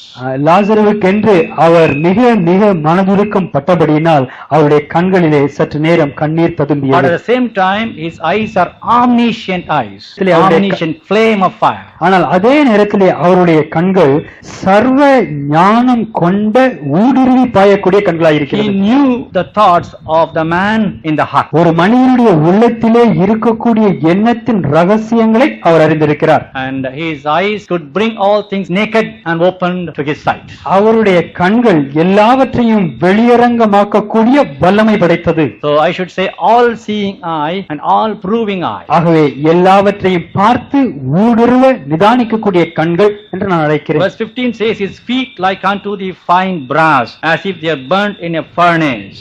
15வது வசனம் சொல்கிறது, அவருடைய பாதங்கள் உலைக்களத்தில் காய்ந்த பிரகாசமான வெண்கலம் போல் இருந்தது. Feet speak of walking, அவருடைய பாதங்கள் நடப்பதை குறிக்கிறது. and brass always speak of judgment. வெண்கலம் என்பது நியாயத்தீர்ப்பை குறிக்கிறது. This is not an ordinary brass but burned in a furnace. இது ஒரு சாதாரண வெண்கலம் போல் அல்ல, உலைக்களத்திலே காய்ந்த பிரகாசமான வெண்கலம். The feet of the Lord Jesus Christ tread through Via Dolorosa, that is to say the suffering path of the cross. நம்முடைய ஆண்டவராகிய இயேசுவினுடைய பாதங்கள் அந்த சிலுவையின் பாடு மரணங்களின் வழியாக கடந்து சென்றது. And today is a feet of judgment. இன்று அது நியாயம் தீர்க்கிற பாதங்களாய் இருக்கிறது. His feet were actually burned in the furnace because of Via Dolorosa. அவர் சிலுவை பாதையிலே அடியெடுத்து சென்றபடியினால் அவருடைய பாதங்கள் அக்கினி ஜுவாலைக்குள்ளாக கடந்து சென்றன. But today remember, the same feet are waiting to tread down the Antichrist Satan also. ஆனால் அதே பாதங்கள் இன்று அந்தி கிறிஸ்துவையும் பிசாசையும் அமிழ்த்து மிதித்து போட காத்துக் கொண்டிருக்கிறது. But we should know that judgment begins in the church of God. ஆனால் ஒன்றை நாம் அறிந்து கொள்ள வேண்டும், நியாய தீர்ப்பு முதலாவது தேவனுடைய வீட்டிலே துவங்குகிறது. It should cause some fear in our hearts and eyes. அது நம்முடைய உள்ளத்திலே பயத்தை கொண்டு வர வேண்டும். Praise God. தேவனுக்கு மகிமை உண்டாவதாக. Note here 15th verse, his voice as a sound of many waters. 15வது வசனத்தை பாருங்கள், அவருடைய சத்தம் பெருவெள்ளத்து இரைச்சலை போல் இருந்தது. And this speaks of his majesty and power. அது அவருடைய மகத்துவத்தையும் பராக்கிரமத்தையும் காட்டுகிறது. You must turn to Psalm 29 verses 3, 4 up to 9. சங்கீதம் 29 3, 4, 9 வரையிலுள்ள வசனங்கள். Don't you see the exact terms in Psalm 29 verses 3 and 4?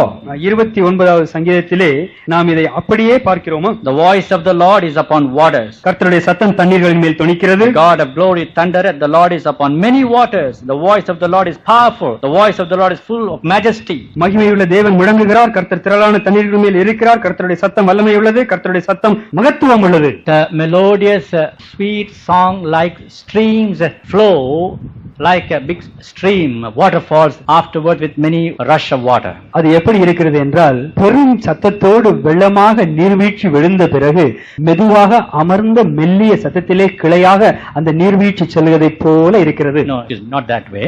Before the water falls like many waters, it begins with like a small stream and falls down. ஒரு பெரு வெள்ளமாக நீர்வீழ்ச்சியாக விழுவதற்கு முன்பு சிறு ஊற்றாக செல்வதை போல அது இருக்கிறது. So melodious when it starts from a place. ஆகவே அவ்வளவு இனிமையாக ஒரு சிறிய இடத்திலிருந்து அது ஆரம்பிக்கிறது. It sounds like a music even. அது ஒரு இசையை போல இருக்கிறது. But when it falls down, ஆனால் அது விழும்போது there are big waterfalls. ஒரு பெரும் சத்தம் இருக்கிறது. And here a voice, tremendous voice at the time. இங்கே அவர் ஒரு பெரும் சத்தத்தை கேட்டார். In the similar way, அதை போலவே the voice of the Son of Man is like many waters to judge the world. தேவகுமாரனுடைய சத்தமும் பெரு வெள்ளத்து இரைச்சலை போல உலகத்தை நியாயந்தீர்க்கும்படியாக இருக்கிறது. If you will read Matthew's Gospel 25th chapter verse 41, மத்தேயு எழுதின சுவிசேஷம் 25ஆம் அதிகாரத்திலே 41ஆம் வசனத்தை பார்க்கும் பொழுது, Jesus Christ pronounced his condemnation upon the people who were merciless. இயேசு கிறிஸ்து அவருக்கு பக்கத்திலே நின்ற இரக்கமற்றவர்களை பார்த்து சபித்தார். Depart from me, you workers of iniquity. என்னை விட்டு நீங்கள் அகன்று போங்கள் என்று அவர் சபித்தார். And to the place which is prepared for devil. பிசாசுக்காகவும் அவன் தூதர்களுக்காகவும் ஆயத்தம் பண்ணப்பட்டிருக்கிற நித்திய அக்கினியிலே போங்கள் என்று சொன்னார். So the voice of the Son of Man is powerful, full of majesty to pass the judgment. மனுஷகுமாரனுடைய சத்தமோ நியாயத்தை செலுத்தும்படியாக பெரும் சத்தமாயிருந்தது. Verse 16, 16வது, and he had in his right hand 7 stars. அவர் தமது வலது கரத்திலே 7 நட்சத்திரங்களை ஏந்திக் Not கொண்டிருந்தார். here his hands. அவருடைய கரங்கள். And you know the 7 stars speak of servants of God. Stars speak of angels or messengers, in turn servants of God. நாம் அறிந்திருக்கிறபடி 7 நட்சத்திரங்கள் என்பது தேவதூதர்களையும் தேவனுடைய ஊழியர்களையும் குறிக்கிறது. Listen, நன்றாய் these கவனியுங்கள். 7 stars are in his right hand. இந்த 7 நட்சத்திரங்களும் அவருடைய வலது கரத்திலே இருக்கிறார்கள். The servants of God are in the right hand of the Lord Jesus Christ. தேவனுடைய ஊழியர்கள் ஆண்டவருடைய வலது கரத்திலே இருக்கிறார்கள். What does it point out? அது எதை காட்டுகிறது? They are used of God. அவர்கள் தேவனால் பயன்படுத்தப்படுகிறார்கள். They are controlled of God. அவர்கள் தேவனால் ஆளுகை They செய்யப்படுகிறார்கள். are protected of God. அவர்கள் தேவனால் பாதுகாக்கப்படுகிறார்கள். Hallelujah. Hallelujah. Glory to God. தேவனுக்கு மகிமை உண்டாவதாக. Find out of his mouth went a sharp two-edged sword. அவருடைய வாயிலிருந்து இருபுறமும் கருக்குள்ள பட்டயம் புறப்பட்டது. We read here his mouth. இங்கே அவருடைய வாயை பற்றி பார்க்கிறோம். Here is a wrong understanding of the scripture, please. இங்கே ஒரு சிலர் வசனத்தை தவறாய் புரிந்து கொள்கிறார்கள். I have also read some interpretation of this verse that the sharp two-edged sword speak of the word of the Lord, the sword of the Spirit. பொதுவாக ஒரு சில வியாக்கியானம் சொல்கிறார்கள், இங்குள்ள கருக்குள்ள பட்டயம் என்பது வசனமாகிய பட்டயமும் ஆவியின் பட்டயம் என்று சொல்கிறார்கள். But it's not a right interpretation. ஆனால் அதை சரியான மொழிபெயர்ப்பு என்று சொல்ல முடியாது. That's why the book of Revelation is a problem. ஆகவேதான் வெளிப்படுத்தின விசேஷம் என்பது எப்பொழுதுமே வெவ்வேறு முறையிலே வியாக்கியானம் Two செய்யப்படும். interpreters will interpret it with some word which may appear to be right.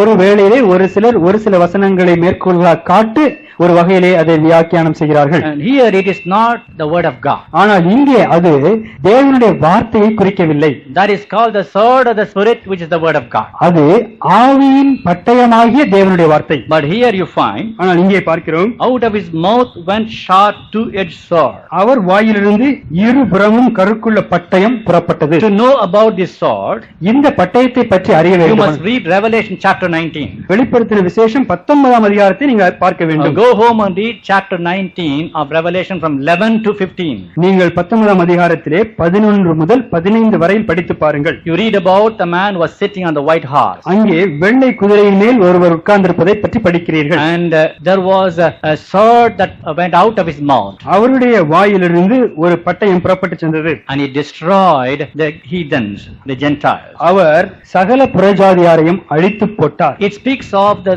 sword, a double-edged sword, which is from the mouth of God to destroy the unsaved folk, or இருபுறமும் the கருக்குள்ள Gentiles. இருபுறமும் கருக்குள்ள அந்த பட்டயம் அந்நிய ஜாதியை தேவனை ஏற்றுக்கொள்ளாத அவர்களை அழிக்கும்படியாக தேவனுடைய வல்லமை புறப்பட்டு செல்வதை குறிக்கிறது. Revelation 2:16 also speaks of the double-edged sword from the mouth of God, mouth of Jesus Christ. வெளிப்படுத்தின விசேஷம் 2ஆம் அதிகாரம் 16 கூட அந்த இருபுறமும் கருக்குள்ள பட்டயத்தை பற்றி சொல்லுகிறது. That speaks of God also is concerned with the church. அது எதை காட்டுகிறது? தேவன் தன்னுடைய சபையின் நிலைமையை குறித்து கருத்துள்ளவராய் இருக்கிறார் என்பதை காட்டுகிறது. The two-edged sword of the mouth of Jesus இயேசுவினுடைய வாயிலுள்ள இருபுறமும் கருக்குள்ள பட்டயம் will deal with the world as well as will deal with the church. அது உலகத்தோடும் காரியத்தை செய்யும், அதே நேரத்திலே சபைக்குள்ளும் கிரியை So செய்யும். let us beware of it. ஆகவே அதை குறித்து நாம் எச்சரிக்கையா இருக்க We வேண்டும். always take it for granted. Our Lord is very compassionate. நாம் பொதுவாக நினைப்பது நம்முடைய தேவன் மிகுந்த மனதுருக்கம் உள்ளவர். So he deals with the world with that sword. அந்த கருக்குள்ள பட்டயத்தை கொண்டு உலகத்தோடு அவர் யுத்தம் பண்ணுகிறார். You read 19th chapter Revelation right from 11th verse till the end. வெளிப்படுத்தின விசேஷம் 19ஆம் அதிகாரம் 11 முதல் கடைசி வரை பார்க்கும்போது அங்கே தெளிவாக And எழுதப்பட்டிருக்கிறது. Revelation 2:16 also. வெளிப்படுத்தின விசேஷம் 2:16 கூட. Some people say that the sword is for the protection of God's people. ஒரு சிலர் சொல்கிறார்கள் அந்த பட்டயம் தேவனுடைய பிள்ளைகளுக்கு கொடுக்கப்படுகிற பாதுகாப்பு. It is on the one hand destruction for the Gentiles and the protection for God's people. ஒரு பக்கத்திலே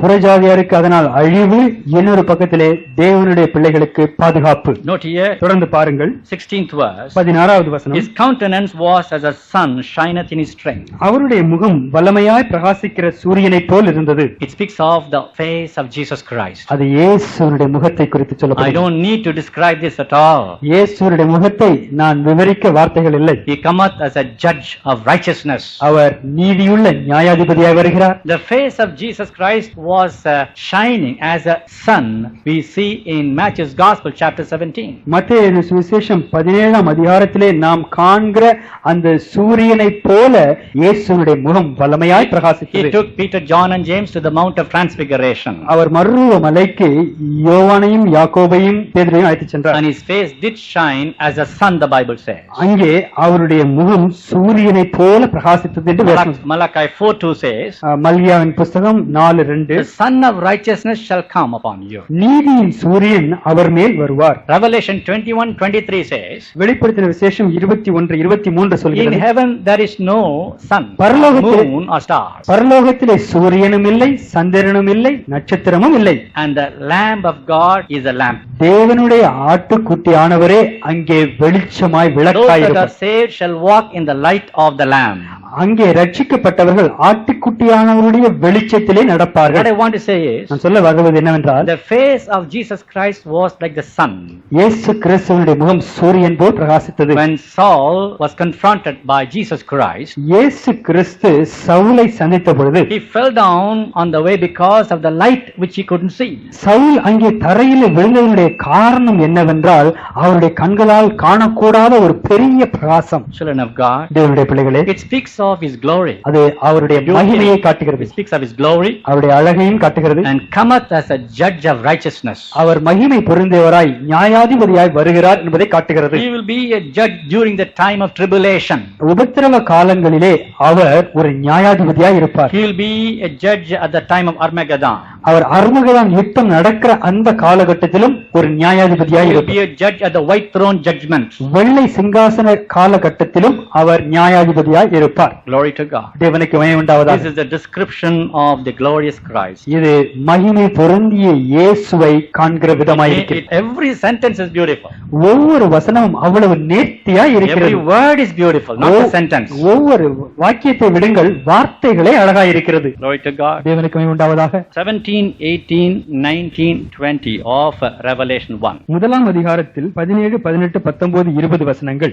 This could be said as one of the subheadings of chapter 1 of Revelation. அது முதலாம் அதிகாரத்தின் ஒரு உட்பகுதியாக அதை நாம் கருதலாம். It is the Lord's commission to John. அது ஆண்டவர் யோவானுக்கு கொடுத்த கட்டளை என்று பார்க்கலாம். And you may ask me, how do you say that? அதை எப்படி என்று நீங்கள் கேட்கலாம். Note here in the verse 19, the first word, write. Note the word, write. The things which you have seen, the things which are, and the things which shall be hereafter. முதலாம் அதிகாரம் 19 வசனம். நீ கண்டவைகளையும் இருக்கிறவைகளையும் இவைகளுக்கு பின்பு சம்பவிப்பவைகளையும் எழுது. The word write is a commission that the Lord gave to John.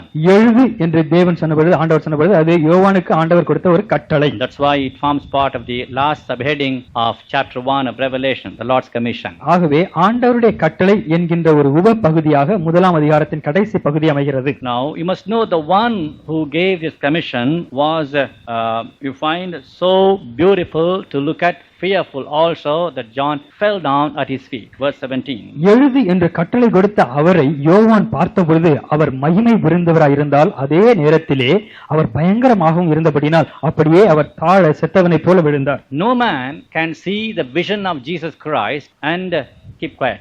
ஒரு மனிதனாயிலும் இயேசு கிறிஸ்துவை தரிசித்து விட்டு அப்படியே அமைதியாய் இருக்கவே முடியாது. The frightening, the glorious figure of Jesus Christ made John fall down prostrate before him.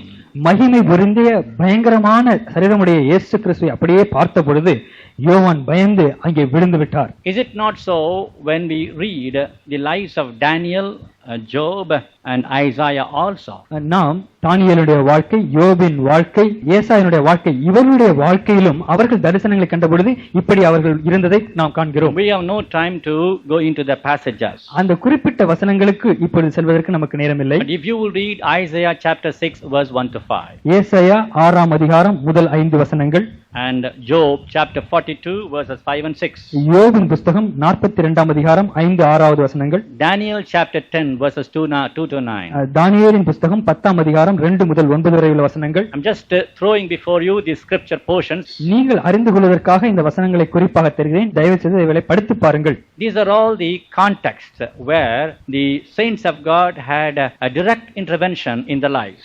அவருடைய வாழ்க்கையிலே தேவனுடைய நேரடியான குறுக்கீடுகள் எப்படி ஏற்பட்டது, அப்பொழுது என்ன நிகழ்ந்தது என்பதை இங்கே நாம் பார்க்கிறோம். It may be a vision, it may be a voice. அது ஒரு தரிசனமாக இருந்திருக்கலாம் அல்லது ஒரு சத்தமாகவும் இருந்திருக்கலாம். The moment they were visited by God, they fell down flat.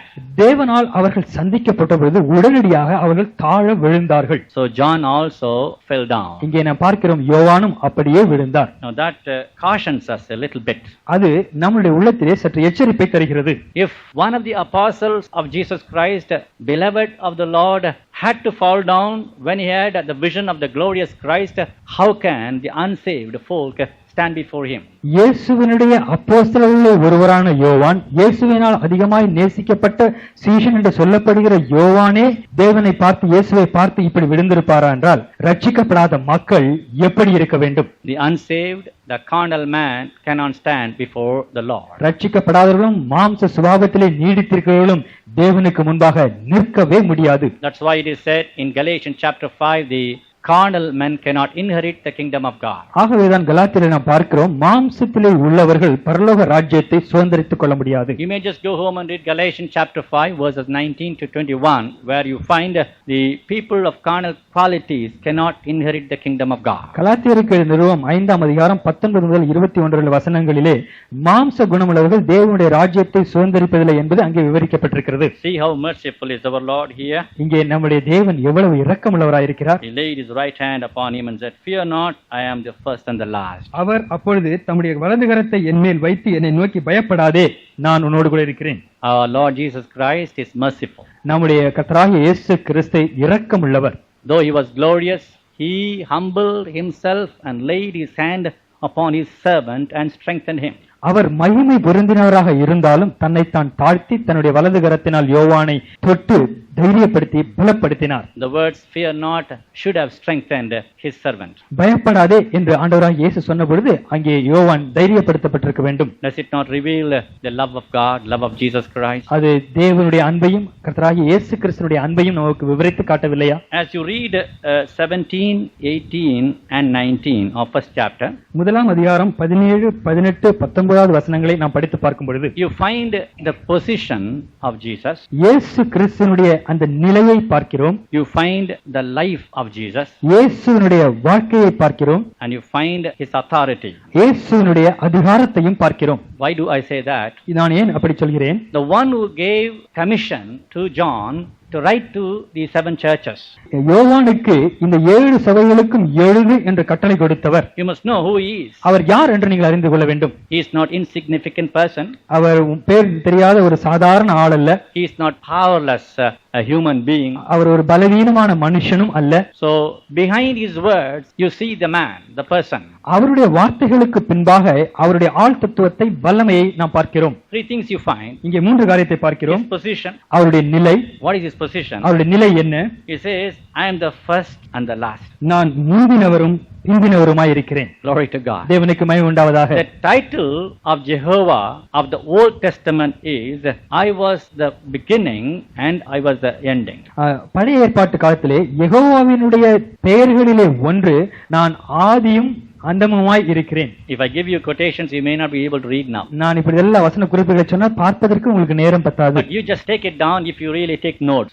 நீங்கள் இந்த குறிப்பாக உங்களுடைய நோட்ஸ்ல எழுதி கொண்டால் உங்களுக்கு பிரயோஜனமா இருக்கும். Isaiah 41:4. ஏசாயா 41:4. Isaiah 44:6. ஏசாயா 44:6. Isaiah 48:12. ஏசாயா 48:12. Let me say again. மீண்டும் சொல்கிறேன். 41:4. 41:4. 44:6. 44:6. 48:12. 48:12. All the 3 verses are identical. All these 3 verses say that he is the first and he is the last. இந்த 3 வசனங்களும் அவரே முந்தினவராகவும் பிந்தினவராகவும் இருக்கிறார் என்பதை காட்டுகிறது. Our God distinguishes himself from all other persons of the world and never changes. நம்முடைய தேவன் உலகத்தில் இருக்கிற எல்லாரை காட்டிலும் தன்னை வித்தியாசப்படுத்துவதாக காட்டுகிறார். அது மட்டுமல்ல, அவர் மாறுவதே இல்லை. Same yesterday, today and forever. அவர் நேற்றும் இன்றும் என்றும் மாறாதவராய் இருக்கிறார். And you find his life. அது மட்டுமல்ல, அவருடைய ஜீவனை இங்கே நாம் பார்க்கிறோம். 18th verse says, I am he that liveth and was dead, and behold, I am alive forevermore. மரித்தேன், ஆனாலும் இதோ சதா காலங்களிலும் உயிரோடு இருக்கிறேன். His life is said here. அவருடைய ஜீவன் இங்கே சொல்லப்பட்டிருக்கிறது. Jesus was not dead God. இயேசு மரித்த தேவன் அல்ல. He was put to the cross and he died on the cross. He was buried and he rose again the 3rd day. அவர் சிலுவையிலே அறையப்பட்டார், அங்கே மரித்தார், அடக்கம் பண்ணப்பட்டார், 3ஆம் நாளிலே உயிரோடு எழுந்தார். Grave cannot hold him up, for he arose from the sepulchre. கல்லறையானது அவரை கட்டி வைக்க முடியவில்லை, ஏனென்றால் அவர் அதிலிருந்து வெளியே வந்தார். That's why he says, I am alive forevermore. ஆகவேதான் அவர் சொல்கிறார், இதோ சதா காலங்களிலும் உயிரோடு இருக்கிறேன். Jehovah Witnesses used to argue with all other Christians saying that Jesus was dead and so he is not God. For the Bible says God is one who is immortal. Jehovah witness என்கின்ற குழுவினர் பொதுவாக தர்க்கம் பண்ணும்போது சொல்வார்கள், இயேசு கிறிஸ்து மரித்து அடக்கம் பண்ணப்பட்டார், உயிரோடு எழுந்தார், ஆனால் அவர் தேவன் இல்லை, ஏனென்றால் தேவன் என்பவர் எப்பொழுதும் மரணம் என்பதை சந்திக்காத ஒருவர். And so Jesus is not God. ஆகவே இயேசு தேவன் இல்லை. God is said சாவாமை உள்ளவரும். One of the titles is சாவாமை உள்ளவர். God never dies. He is immortal. தேவன் சாவாமை உள்ளவர், அவர் எப்பொழுதும் மரிப்பதே இல்லை. So when you see Jesus dead, they will say he is not God. இயேசு மரித்தார் என்று சொல்லும்போது உடனடியாக அவர்கள் சொல்கிறார்கள், அப்படி என்றால் அவர் தேவன் அல்ல. But note here, I am alive forevermore. ஆனால் இங்கே பாருங்கள், சதா காலங்களிலும் உயிரோடு இருக்கிறேன். I am he that liveth and was dead and alive forevermore. உயிருள்ளவருமாய் இருக்கிறவர், மரித்தவர், சதா காலங்களிலும் உயிரோடு இருக்கிறவர். What is the explanation for the word evermore? சதா காலங்களிலும் என்கின்ற அந்த வார்த்தைக்கு என்ன அர்த்தம்? That nullifies the argument of Jehovah Witnesses. அதை பார்க்கும் பொழுது யெகோவா குழுவினருடைய சாட்சி தர்க்கத்திற்கு அங்கே ஒரு முடிவு வருகிறது. The third thing of our Lord Jesus Christ is his authority. இயேசு கிறிஸ்துவினுடைய 3வது இங்கே நாம் காண வேண்டிய காரியம் அவருடைய அதிகாரம். அதிகாரம். He says, I have the keys of hell and of death. நான் மரணத்திற்கும் பாதாளத்திற்கும் உரிய திறவுகோல்களை உடையவனாய் இருக்கிறேன். This is little complicated. I don't know how far you will be able to understand, nor how can I explain to you. இது சற்று கடினமான ஒரு பகுதி. இதை எந்த அளவுக்கு என்னால் விவரிக்க முடியும், நீங்கள் புரிந்து கொள்ள முடியும் என்று எனக்கு புரியவில்லை. It speaks of his authority, authority of Jesus. இது இயேசு கிறிஸ்துவினுடைய அதிகாரத்தை விளக்குகிறது. He has the keys of hell and of death. அவரிடத்திலே மரணத்திற்கும் பாதாளத்திற்கும் உரிய திறவுகோல்கள் உண்டு. The Tamil version is rather better than the English. தமிழிலே இது அழகாக மொழிபெயர்க்கப்பட்டிருக்கிறது. Instead of saying hell, let us say grave. நாம் நரகம் என்று சொல்வதை காட்டிலும் அதை கல்லறை என்று சொல்லலாம். Jesus Christ has the key of the grave and death. இயேசு கிறிஸ்து மரணத்திற்கும் கல்லறைக்கும் உள்ள திறவுகோல்களை தன்னுடைய கரங்களிலே வைத்திருக்கிறார். I need not explain death, for everybody knows that it means physical death. மரணம் என்றால் என்ன என்பதை நான் விவரிக்க வேண்டியதில்லை, ஏனென்றால் சரீர பிரகாரமாக மரணம் என்றால் என்ன என்று அனைவருக்கும் தெரியும். Jesus Christ has the key or the power over our life, over his own life. இயேசு கிறிஸ்துவினிடத்திலே நம்முடைய வாழ்க்கையில் சந்திக்கப்படுகிற மரணத்திற்குரிய திறவுகோல் அவருடைய கரத்திலே இருக்கிறது. He also said, I have the authority to lay down my life and have the authority to take it back. அவர் சொன்னார், என்னுடைய ஜீவனை விடவும் அதை திரும்ப எடுத்துக்கொள்ளவும் என்னிடத்திலே அதிகாரம் உண்டு. So that is the key of death. அது மரணத்தின் திறவுகோல். But the key of the grave is different. ஆனால் கல்லறை அல்லது பாதாளம் என்று சொல்கிற அதனுடைய திறவுகோல் சற்று வித்தியாசமானது. It is not nearly actually hell but Hades. அது நரகம் அல்ல, பாதாளம் என்று சொல்லலாம். And what does it mean? அது எதை காட்டுகிறது? This Hades or grave has two compartments. இந்த பாதாளம் என்று சொல்லப்படுகிற கல்லறையானது இரண்டு பகுதிகளை கொண்டது. One is a compartment for the righteous, the other is a compartment for the wicked. ஒன்று நீதிமான்களுக்காக ஒதுக்கப்பட்ட பகுதி, இன்னொன்று துன்மார்க்கருக்கென்று வைக்கப்பட்ட பகுதி. The Old Testament saints and all others until the resurrection of Jesus Christ had gone to the grave. பழைய ஏற்பாட்டு பரிசுத்தவான்களும் கர்த்தராகிய இயேசு கிறிஸ்துவினுடைய உயிர்த்தெழுதலுக்கு முன்பு மரித்தவர்கள் They had gone to the grave. அவர்கள் அங்கே கல்லறைக்கு சென்றிருக்கிறார்கள். But they have not gone to grave which speaks of the tormenting place. ஆனால் கல்லறை என்று சொல்லும் பொழுது அங்கே எப்பொழுதும் அழுகையும் பற்கடிப்பும் இருக்கக்கூடிய அப்படிப்பட்ட கஷ்டமான இடம் அது அல்ல. You might remember the death of Lazarus and the rich man. அங்கே செல்வந்தனுடைய மரணத்தை குறித்தும் லாசருடைய மரணத்தை குறித்தும் சொல்லப்படுகிற வேத பகுதியை நீங்கள் அறிவீர்கள். Both of them died. இருவரும் மரித்தார்கள். And the Bible says rich man opened his eyes in hell. செல்வந்தனோ தன்னுடைய கண்களை நரகத்திலே திறந்தான். And he was tormenting there. அங்கே அவன் அதிகமாக வாதைப்பட்டான். Lazarus also died. லாசரும் மரித்தான். And he was taken by the angels to the bosom of Abraham. அங்கே அவனோ தேவதூதர்களால் ஆபிரகாமுடைய மடிக்கு அழைத்துச் செல்லப்பட்டான். And this compartment of the grave is supposed to be the upper part of the grave. இந்த பகுதி, கல்லறையினுடைய பகுதி என்பது அந்த இருக்கக்கூடிய மொத்த பாதாளம் அல்லது கல்லறையினுடைய மேல் பகுதியாய் இருக்கிறது. There is a reference in the Psalms that the Lord hath delivered me from the lower part of the grave. Carefully follow me. சங்கீதத்தை நாம் பார்க்கும்போது கர்த்தர் என்னை தாழ்ந்த பாதாளத்துக்கு தப்புவித்தீர் என்று பாதாளத்துக்கு தப்புவித்தீர். It means that the Lord hath delivered him from the hell of torments, the grave of tormenting place. அது எதை காட்டுகிறது? கர்த்தர் அவனை எப்பொழுதும் வாதிக்கப்படுகிற அந்த கல்லறையினுடைய கீழ்ப்பகுதியிலிருந்து தப்புவிக்க செய்திருக்கிறார். All people who die go to the grave. மரித்தவர்கள் எல்லாரும் அந்த கல்லறைக்கு செல்கிறார்கள். The righteous go to a place of comfort, the wicked go to the place of torment in the same grave. அந்த கல்லறை பகுதியிலேயே நீதிமான்களோ ஒரு ஆறுதலான ஒரு இடத்திற்கும் பாவிகளோ வாதிக்கப்படுகிற ஒரு இடத்திற்கும் செல்கிறார்கள். When Jesus died and was buried, இயேசு கிறிஸ்து மரித்து அடக்கம் பண்ணப்பட்ட பொழுது he went down to the grave and spoke to the people and captivated them who were captives. அவர் இந்த கல்லறைக்கு சென்று அங்கே சிறை வைக்கப்பட்டவர்களை தனக்கென்று சிறையாக்கி கொண்டு வந்தார். That is found in the epistle of Paul to Ephesians. அது எபேசியருக்கு எழுதின நிருபத்திலே காணப்படுகிறது. It says led captivity the captives. அவர் சிறைப்பட்டவர்களை தமக்கென்று சிறையாக்கி வந்தார். And also you find similar expressions in Acts of the Apostles chapter 2 verses 27 to 31. அப்போஸ்தலர் நடவடிக்கைகள் 2ஆம் அதிகாரம் 27 முதல் 31 வசனங்களிலும் இதே போன்ற ஒரு பகுதியை காண்கிறோம். Listen listen carefully, it's a tough part of the revelation. நன்றாய் கவனியுங்கள், வெளிப்படுத்தின விசேஷத்திலே உள்ள ஒரு கடினமான பகுதி இது. And the Old Testament saints, for example, Jacob spoke to his children once. பழைய ஏற்பாட்டு பரிசுத்தமான யாக்கோபு தன்னுடைய பிள்ளைகளிடத்திலே ஒரு தடவை இப்படியாய் பேசினார். Joseph is not with me. யோசேப்பு என்னோடு கூட இல்லை. And you want to take Benjamin also with you. இப்பொழுது பென்யமீனையும் கூட என்னிடத்திலிருந்து நீங்கள் எடுத்துச் செல்ல விரும்புகிறீர்களா? That means I will go down to the grave with sorrow. அப்படி என்றால் நான் கல்லறைக்குள் துக்கத்தோடு செல்வேன். And what part of the grave it is? அது கல்லறையினுடைய எந்த பகுதி? It's not hell. அது நரகம் அல்ல. It is actually the upper part of the grave kept for the righteous people. நீதிமான்களுக்கென்று வைக்கப்பட்டிருக்கிற கல்லறையினுடைய மேல் பகுதியையே அது குறிக்கிறது. Now listen. நன்றாய் The கவனியுங்கள். Lord Jesus Christ has the key of death and grave. கர்த்தராகிய இயேசு கிறிஸ்துவின் கரத்திலே மரணத்திற்கும் இந்த கல்லறைக்கும் உள்ள திறவுகோல்கள் இருக்கின்றன. Forget a while death, for we know about it. மரணத்தை பற்றி நாம் நன்றாய் அறிந்தபடியால் அதை இப்பொழுது நாம் ஆழமாய் கவனிக்க But the வேண்டியது. grave is of two parts. கல்லறை என்று சொல்லும்போது அது இரண்டு பகுதிகளை கொண்டது. And by the resurrection of Jesus Christ, the comfort side of the grave is emptied. இயேசு கிறிஸ்துவின் உயிர்த்தெழுதலின் மூலம் அந்த கல்லறையிலே ஆறுதலின் பகுதியாக மேலே இருந்த இடம் இப்பொழுது காலியாக இருக்கிறது. But the torment side is still kept.